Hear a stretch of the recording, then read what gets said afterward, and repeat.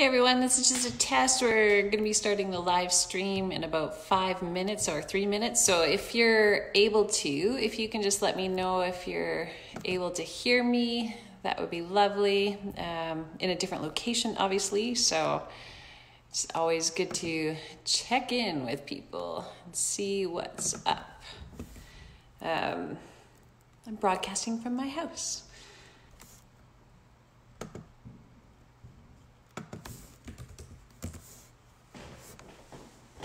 So yeah, feel free to grab a cup of tea or something so that we can get started here pretty quick.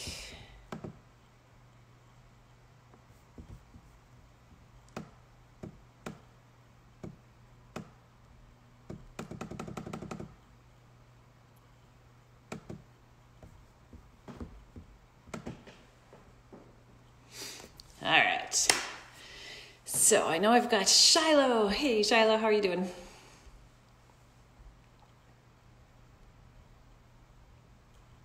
Is watching. Are you having fun at home?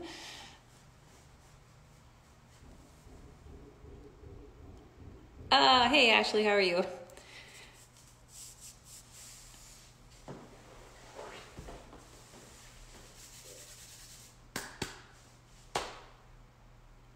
I'll be right back.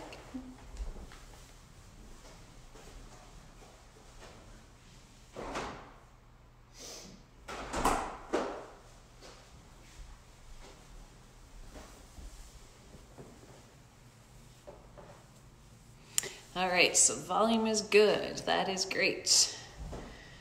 A couple more minutes and then we will get started. Hey Sharon, how are you? This is the fun part, is just seeing who joins us, so. Oh, that's awesome. Hey, Ben.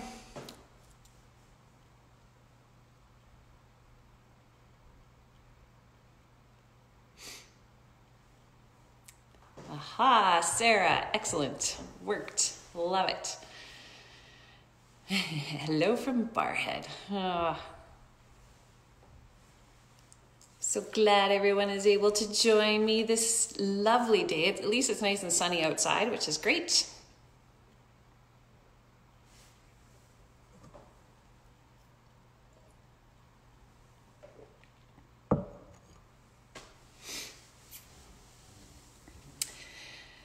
So welcome everyone. Hi Rose, how's it going?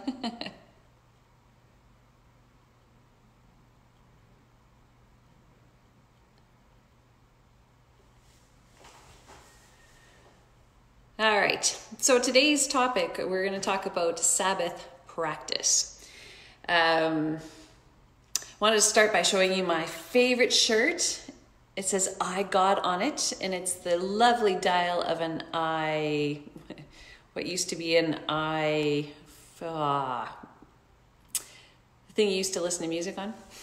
It talks about how we listen, we pause, we pray, and then we repeat. Hey Heather, how's it going? So Sabbath for me is something that I started to take more seriously back in around 2008, maybe 2006, somewhere in there. And Sabbath is something that I think is obviously given to us by God, but is also something that can transform our lives in many, many ways.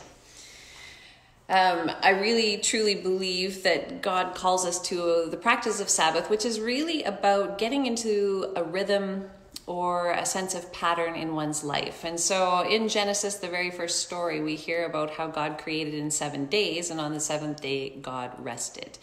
And the idea is that we are also supposed to engage in a time of rest. Not always possible for the ministers, obviously, but even if I wasn't a minister, I think I would still really struggle with trying to create that. And I think that this pandemic that we are experiencing right now is God's sixth sense of humor, reminding me that our Lenten practices are really important, and creating a sense of rhythm and routine is also really important. Now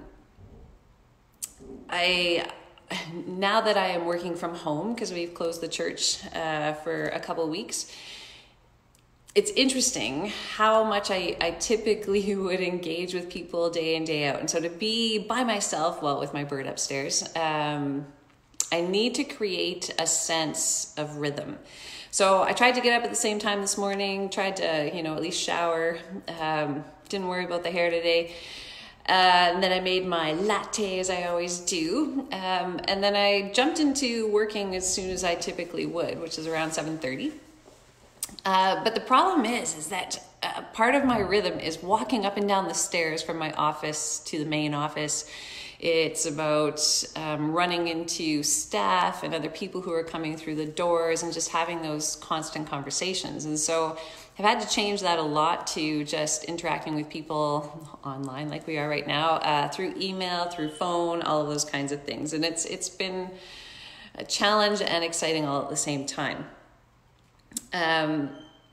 Like I said before, finding a sense of Sabbath was always really challenging for me. When I first thought about Sabbath and the fact that we're supposed to rest, I'm not good at resting. I'm not good at slowing down. I'm not good at pausing. So I was with a group of youth leaders from across Canada, and we decided that we would take a year of Sabbath in programming for youth nationally. This really forced me to learn about parts of Sabbath that I hadn't actually considered. And so I want to start by, first sharing a reflection that I wrote during that time of Sabbath, which says this. So this is helping us to understand what Sabbath is or is not. So Sabbath is a gift from God. Sabbath is about making space for God to move, to work, and to be in our lives. Sabbath is about taking a rest, to cease, to embrace, and to feast. Sabbath is about establishing a rhythm in our life. Sabbath is not expressed in the same way for everyone.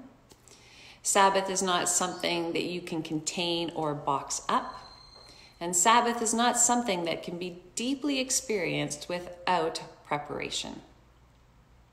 Sabbath invites us to engage our faith,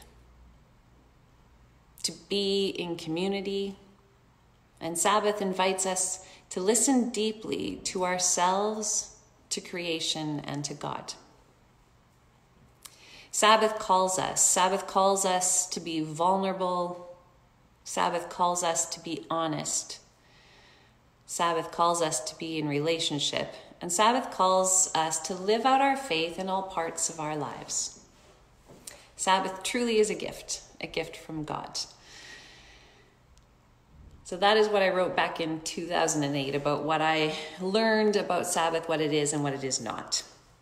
Marva Dawn wrote a book about Sabbath, and she explained Sabbath as 4 different parts. She talked about how it's about rest, it's about ceasing, it's about embracing, and about feasting. So I wanted to spend some time talking with you about how the pandemic has forced us into this practice of Sabbath that we might not choose to do normally. For me, when I started this, instead of doing one day of Sabbath, I tried to do an hour of Sabbath each day because I thought that would be a little bit more manageable for me. And I found it really helpful to intentionally choose a time when I would reflect more, maybe journal a bit more, be more intentional about connecting with people on a deeper level. And I found that this pandemic has really opened people up to being more vulnerable and to really sharing what's going on in their lives and really asking the questions of other people, how are you doing? And so that sense of honesty, openness, and vulnerability, I think is really gonna change our faith community and bring us closer together in ways we would never have expected, as long as we're willing to be vulnerable. So let's start with the first thing. We are called in Sabbath to rest. And so I'm going to open it up to all of you, and I'd love to hear your comments. What do you need to rest from? What do you need a rest from? What is it you're looking for? How are you going to get some rest? What does that look like for you?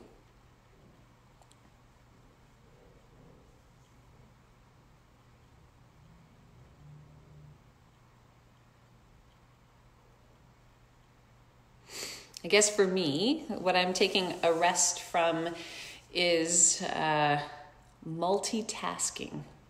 I'm finding that this time is really forcing me to focus in on one task at a time. So really taking the time to connect with people, and then taking time to be creative, and then taking time to nourish my body. Ben, thank you. I need a rest from the news these days. I think we all do, and it's the same news day in, day out. So it's not giving us a lot of, stimulation in my mind. I think it's just exhausting us all. So that's a good one to take a rest from, I think. Anybody else taking a rest from something? Rest from expectations. Absolutely. Whether they're our own expectations or expectations that others place on us, it can be quite harmful to our daily living and can distract us from what we're wanting to do in that moment. And that can truly be exhausting, because sometimes we expect too much of ourselves. And sometimes it's unrealistic. Heather, I'm enjoying the rest from obligations. Yes, no running from work to activities or meetings. And Bev says letting go of normal daily schedules. Yeah, it is a blessing and a gift to be able to kind of throw away the schedule and know that there's very little I have to do. There's a lot of things that I now want to do. And I like that I'm taking this hour with all of you, and that you've chosen to take that with me. I think it's a great way to take a rest. Anybody else taking a rest from something?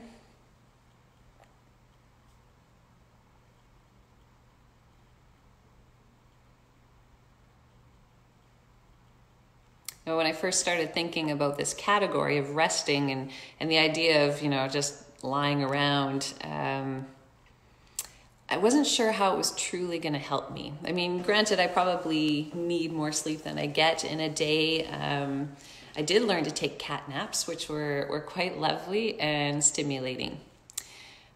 Sarah says, I need to take a rest from others' expectations so I can discern my own expectations for myself. It's a really good thing to take a rest from. I think everything that people have named, we can all identify with and have probably been in similar situations. Are you all succeeding in your rest things? Carolyn, hey, how are you? As an introvert, I'm taking a break from people. Yes, I can choose who to chat with and when. It is a good thing to have a choice in those matters, and to really take some time to reflect and work on our own health and our own expectations. And yes, getting more sleep. It is good. Although last night I didn't sleep very well. And that's probably because I'm not exercising. So talking about routine, trying to figure out how to do the things that help us to be at rest, to be at peace, and to find that sense of quiet in our lives. It's very different for each one of us. So that's really, really a good point. So thank you for that, Carolyn. The next category is about ceasing. And ceasing was not so much about ceasing work necessarily. I tried to think about ceasing in a more spiritual way. Oh, yeah, I can imagine missing choir. That would be hard. When we cease to do things, it's kind of like rest. And some of you identified taking a rest from things that you might need to cease, like the expectations that people are placing on us. But what are some other things that you might want to cease that are a little more on the intellectual side rather than the physical side? Are there things that you need to cease in your life? Whether it's being your own worst critic, maybe you need to cease getting your self-worth from always being busy. What is it that you need to cease in your life, you think, to be more connected with your spirituality, with God, with one another? What would help us as a society to cease? I mean, during the pandemic, I think for me, the biggest thing that needs to cease is feeding into the fear that is around us. We can all joke about the toilet paper moments. I'm still surprised at how empty the grocery shelves are when you go in. It's a little disconcerting. And for some people who have been in this world longer, this might bring up memories from the past. For me, this is the first time where I've really realized that I've gone in and I didn't have the privilege of just reaching out and grabbing what it is I needed. So letting go of the expectation that I can always get whatever it is I need whenever I need it. That has been a new learning in this pandemic for me. So what are some of the things that you think you would like to cease in your life, or you think as a society we might want to cease doing so that the Spirit can truly be alive and well amongst us?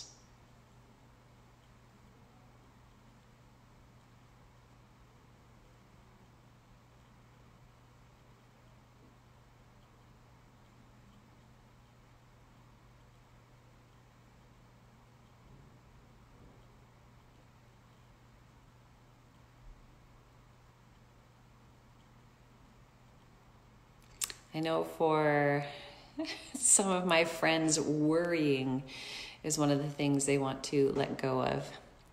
Ashley, that's good. I'm trying to be kinder to myself and giving myself and my kiddos time to feel scared and sad, but also finding more time to feel joy and love. Yeah, that's beautiful. Absolutely beautiful. Anything else?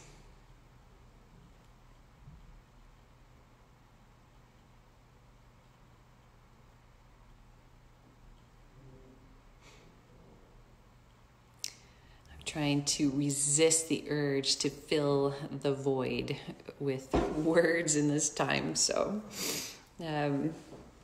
what else do we need to cease doing or being about? I need to be busy. It's so true. It's so true. We as a culture just feed off of that idea that we need to be busy all the time. Yeah, really good point.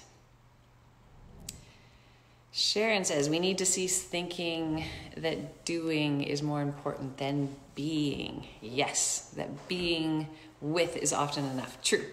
Sitting here, just being present with all of you and knowing that you are there is very comforting and rewarding and life-filling, life-giving. Thank you for that.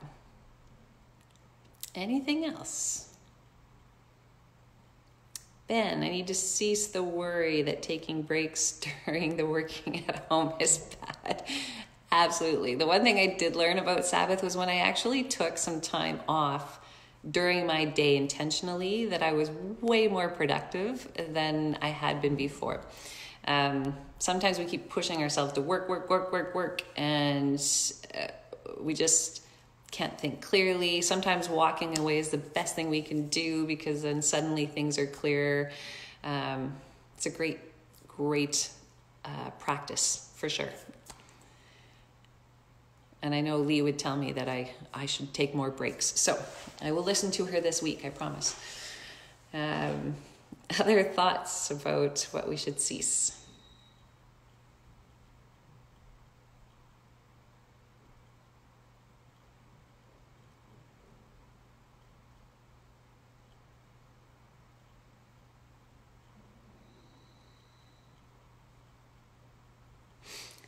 All right. Seeing no more comments, I will move on to the next category, which is one I really enjoy, and it's called embracing. I also feel that we are a little gray as far as what we expect to do, so it's important to stop expecting all the answers, I feel. Yeah, totally.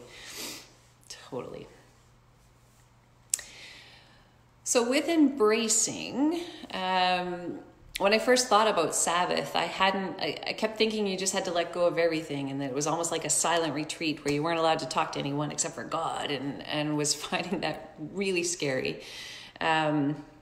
Embracing is about really taking time to connect in with others in a more intentional way. So what is it that we should embrace in this time when we are apart from one another? What are the things you want to embrace in this time?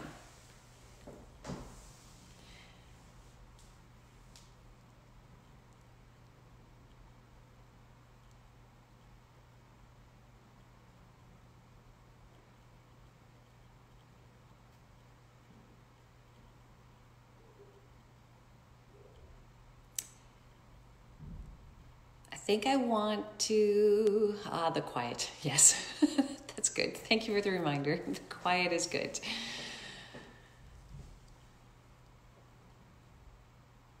For me, I also want to embrace more rituals. Vulnerability, yes, absolutely. Taking time to create rituals where I think about God is really important. So I'm going to embrace the scriptures a bit more this week. Lee, hello. Hope is what Lee is hoping. Personal connections, that's great. So to embrace Sabbath practice, what are we going to embrace?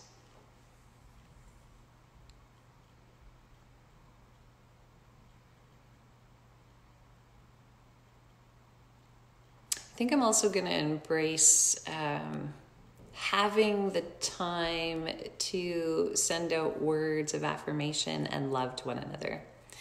Hey, Richard. I hope you're doing well too. Welcome. Caroline. Getting to know yourself. Find new ways to enjoy patience and expand your mind. That's lovely. Yeah, totally. Other things you might want to embrace. Is anybody doing a new ritual that you haven't done before since you've been sent home? Sarah says, when I'm doing Sabbath, I like to electronically disconnect and actually hear what is happening around me. Kind of like just doing one thing at a time. I listen more deeply, which helps me to be more peaceful. I've actually embraced physically phoning people. Phoning people has always been something that makes me very nervous because I can't see the person, and I really like to see people's expressions as I'm talking to them. So FaceTime has been a wonderful invention. The only thing I don't like about this particular platform is I can't see your faces. So send me emojis so I at least have a sense of how you're feeling if you get the chance. Oh, hello. Welcome. Yeah, so we're talking about Sabbath practices and about how God calls us in Sabbath to not only rest, but to cease being about certain things that might keep us from God and each other. And then we're talking right now about what it is we need to embrace. What can we embrace in order to feel connected to God and all creation and one another? What are some of the ways that we can embrace this?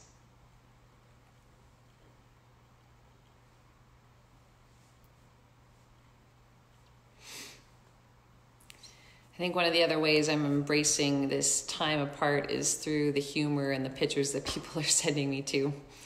So Heather says, I'm embracing the slower pace of life. Morning yoga and long walks with the kids and dog. That sounds lovely. And I hope to get out for a jog later or a jog later, and enjoy some of the sunshine.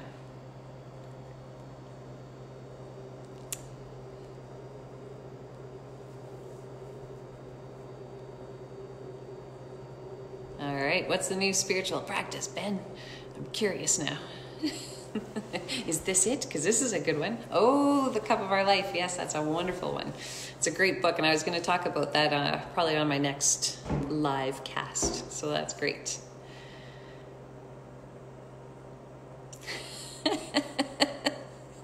Fantastic, Heather. Love it. The snail's pace. Slow and methodical. All right. The last part of Sabbath practice, according to Marva Dawn. Embracing being able to see the world through my kids' eyes. Oh, that would be lovely. Absolutely lovely. And I'm finally embracing seeing spirituality through all of your eyes, which is a really nice change. The last category is talking about feasting. One of the things that I wasn't very good at working in ministry is because we're working such long hours that I wasn't taking time to have like the Friday family dinners or even taking the time to cook and prepare a meal. And so feasting with somebody else or some other friends has been great. And it's a little bit more challenging in this social distancing time. How are we going to feast with one another? So some people are having the Skype dates or FaceTime dates.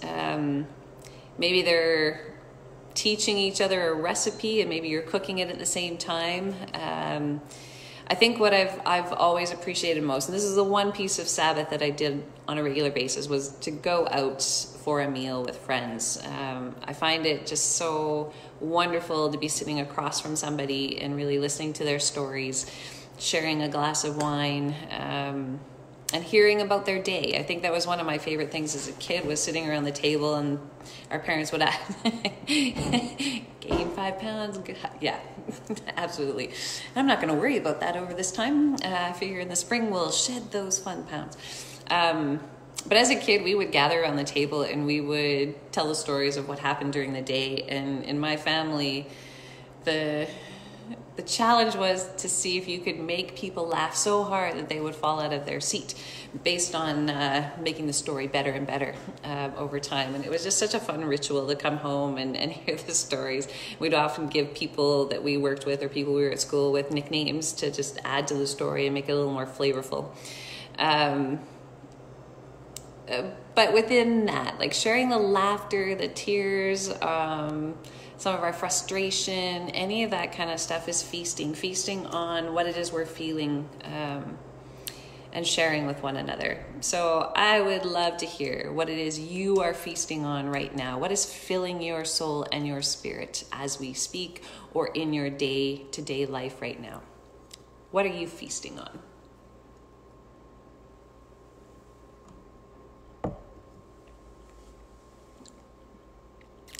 I like the icons that Ben put in. Cake, and wine.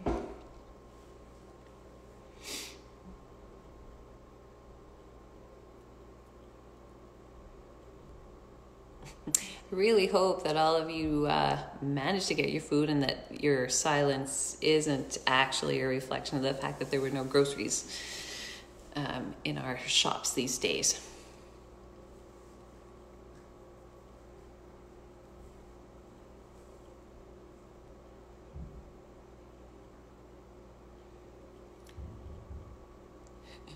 So Richard, you were feasting on St. Patrick's Day celebrations.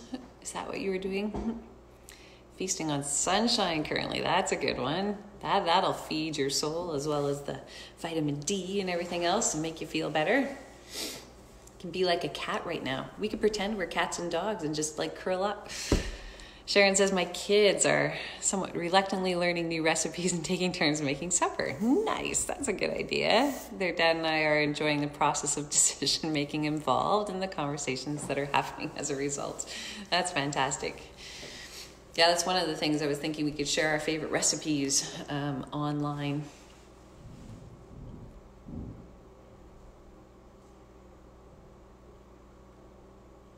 What's everyone else feasting on? How are you filling your soul?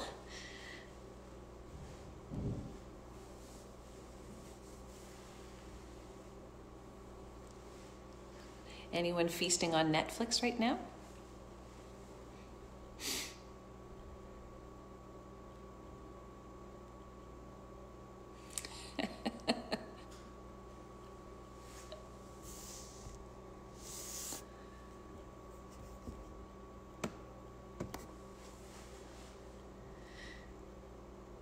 Shiloh, our household is cooking and eating our suppers together for the first time. Lovely. It's very wholesome. Feasting on community. Ah, Schitt's Creek. Lovely. Disney Plus. Yes, yes, yes. Love it. It's funny because the Frozen song's been going through my head ever since I was told that we had to go home and I had to let it go. Let it go, let it go. Ah, rewatching House. Nice. Cooking and baking things that we don't normally have time for. Ah, that's a good point. Have been working and worrying, so I have to change my thoughts and habits. Absolutely. Feasting. Well, I'd have to say it's filling the void with healthy communication via the electronic tools we have to use to communicate with people these coming weeks. Darren, thank you for that. Totally agree. Yeah, the news gives us an awful lot of stuff to choose from, but sometimes it's not always healthy. Thinking less of food feasting and more about feasting on having time to process information. I spend a lot of time listening to others, so it's nice to just be here. Late to the party. What's the question? What is it you're feasting on to fill your soul, Allison? What are you feasting on to fill your soul? Also feasting on connecting with people more regularly. Check-ins are lovely. Totally agree. That's why I think I look forward to this. I had this total fear of being online and live. I'm getting over it. Hey there. I love memes. Nice, feasting on memes. Did you guys see the one about Jesus, love like Jesus, but wash your hands like Pontius Pilate? I thought that one was brilliant. Little church humor. You gotta love all of the ministers sending out things like that. It's always good. I've actually been feasting on watching my colleagues do live broadcasts and hearing from them about their spirituality and faith, hearing their prayers, and it's been really life fulfilling in a lot of ways, because sometimes when you're in leadership and you're always leading them, you don't always get that back. So I appreciate all my colleagues for sharing those things as well. So we've been talking about Sabbath and about the importance of taking time to not only rest, to cease from things that are keeping us from God, embracing other things that help us walk towards God and one another. And then the last one is feasting. So really, Sabbath doesn't have to be seen as kind of this thing we have to do and it's very torturous, but something that can really transform our lives. Getting into the rhythm of these things, helping people. It helped me to be clear about my boundaries. And again, intentionality. The biggest thing about Sabbath for me, and something I think we can learn from our Jewish friends, is that preparation for Sabbath is really important too. In order to truly rest, cease, embrace, and feast, we have to prepare for it. And in some ways, moving my office home yesterday, I had about a week to kind of prepare for that reality, which was really helpful. Even though the decision was made quite quickly, we were able to take some time to reflect on what were the most important pieces that we needed to be about in this next week. When we think about our faith, what was the most important thing to communicate? What was it that people were really seeking and longing for? And so as intimidating it was to potentially start live streaming, we knew it was essential. And it's been great to hear people talk about how nice it is just to hear the voice of the staff from the church, or to see our friendly faces. And back last week when we were in the church, just to see the space itself can be really comforting and grounding for us. So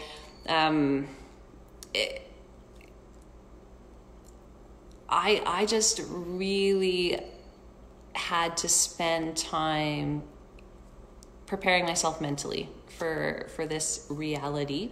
And I think it's just slowly starting to sink in for a lot of people that this isn't short term. This is something we're going to be dealing with for a while now. But what's going to come out of it, I think, is going to be even better for us long term. Like to be able to connect with somebody like Casey. I love the fact that you're online right now, who I haven't seen and who's in BC. I think it's just so cool to be connected again.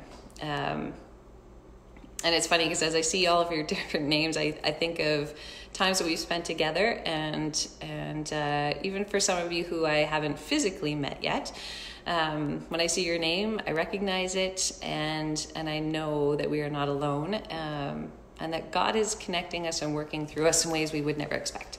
Almost fell off my stool there, but there you go. That's life. So, here's a question for you. Have you regularly practiced Sabbath? Now that you have a sense of what Sabbath includes, have you regularly practiced Sabbath? How or how not, I guess, is the question for you.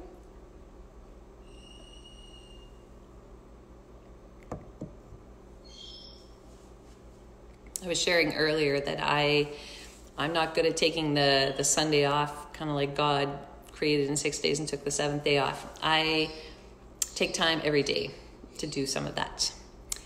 We have the technology, it's true.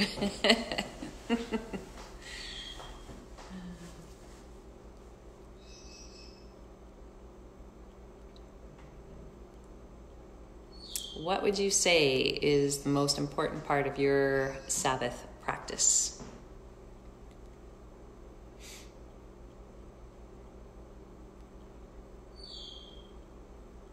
Or to put it another way, what is the best way, or the way that feels most authentic for you to connect with the Spirit? Can you seriously hear Kiwi Lee? She's like way upstairs.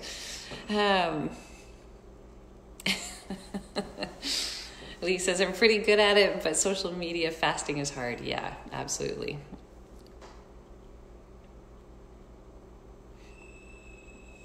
Kiwi is making the sound of a phone.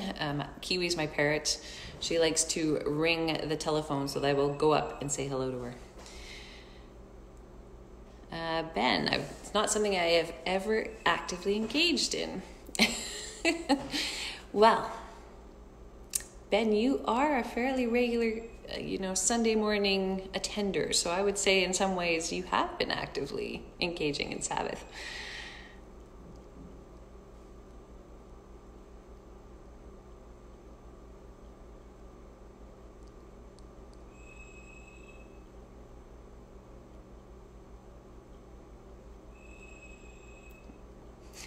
And she's not going to finish until I answer. But if I say hello, she will respond with hello. Taking deep breaths, big deep breaths. It's a really good reminder.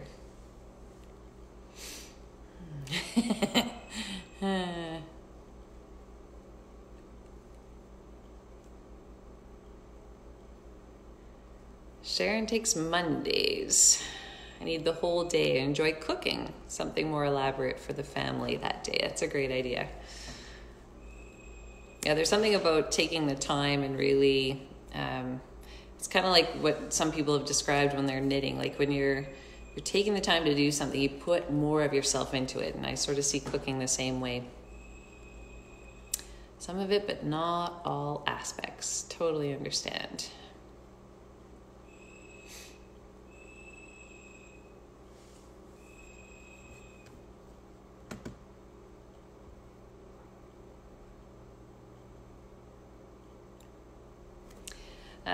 One of the other ways that I engage in Sabbath practice is through exercise. Spending time working my body helps to quiet my mind, and I end up focusing on my breathing, mostly because what I'm doing is exhausting me and I need every breath I can take.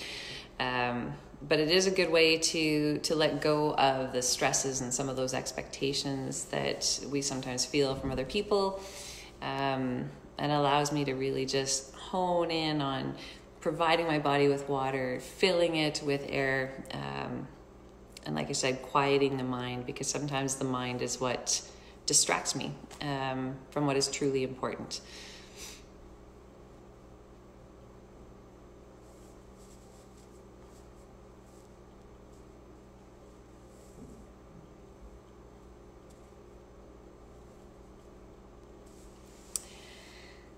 So as we continue in our Sabbath time together today, I wanted to share with you one of the rituals that I like to do some days when I'm feeling spiritually parched is just to choose a number between 1 and 150, and then I turn in my Bible to that particular psalm.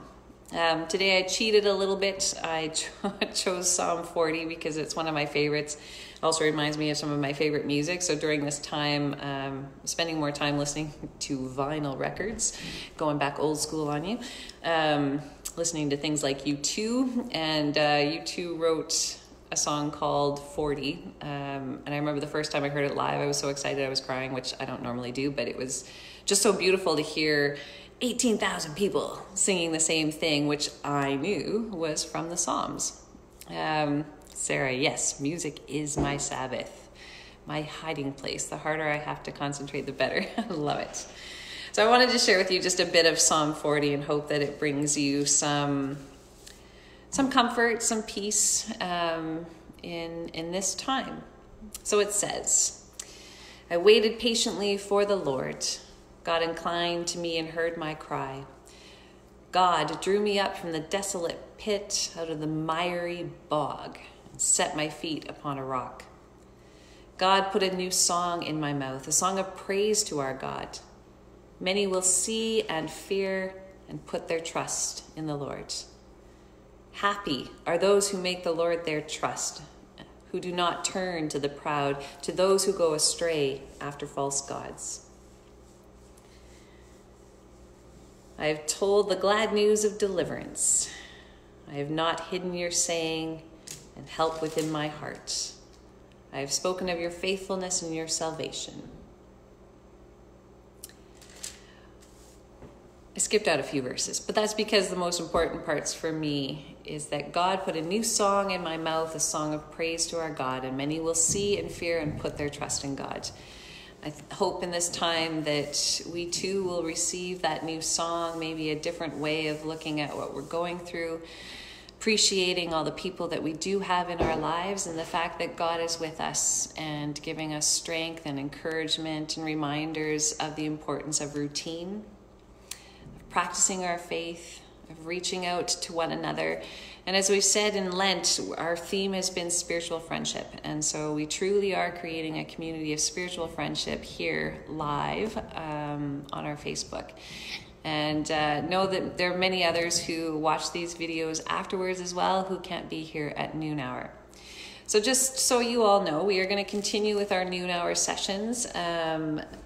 Tomorrow, which is Friday, Aaron Craig is going to lead us in some hymn singing. So those of you who are missing out on the music, check us out on Fridays. And then on Monday, Shiloh's going to do a bit of an exploration from the LGBTQ community. Laura David Foster is probably going to be offering some art online on Monday nights and Wednesday afternoons. And I too will be offering a God on Tap one evening next week. So we're going to try and list that on our website so you know what's coming up. It gives you an opportunity to try out programs maybe that you haven't tried at the church and to get to know some more of our staff a little bit better.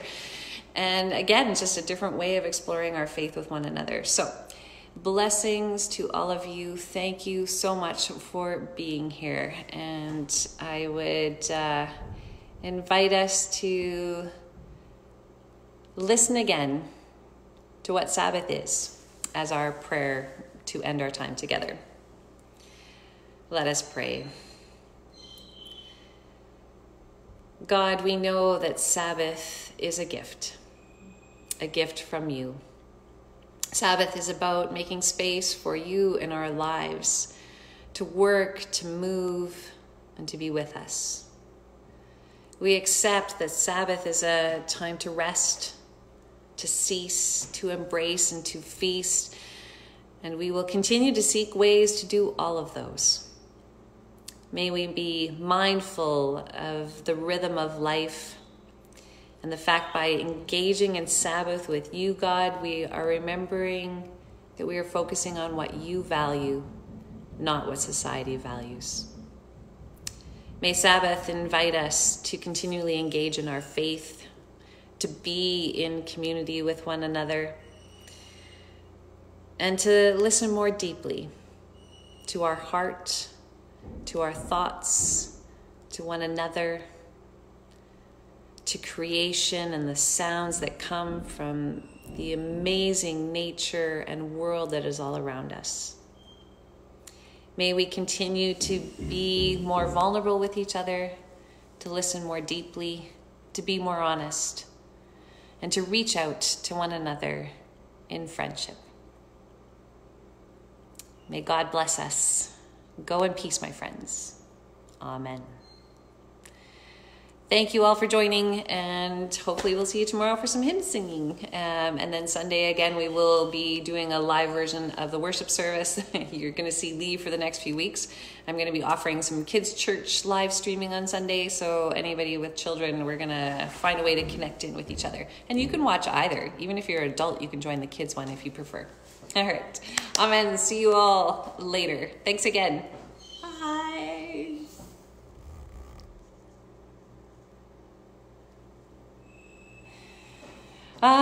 Miss you all.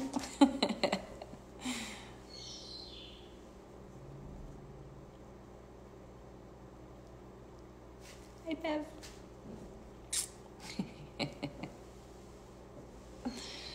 Amen. See you all later.